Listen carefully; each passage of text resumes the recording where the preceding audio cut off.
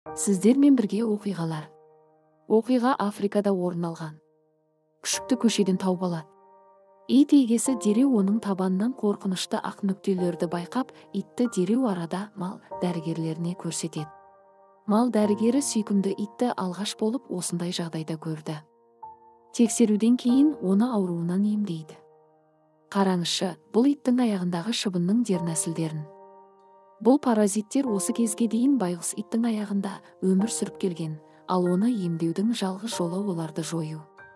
Ол үшін мал дәрігерлері паразиттерді қолымен сығып алады. Паразиттен қалған тыртықтар ұзақ қалады, өйткені олар иттің терісіне жақсылап орналасып алыпты. Байғұс жануарлар ит оған көмектесіп жатқанын жақсы түсінді, ем барысында үре қоймады. Бірақ бұл бәрі емес екен.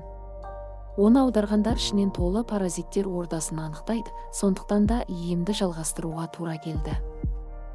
Бұл жер өте сезімтал болғандықтан итке ауруды басатын дәрі жасауға тура келді. Сонымен қатар оның өмірін сақтап қалу үшін антибиотикалық емдер жасауға да тура келді. Жарасы көп өтпей жазылып кететін болады.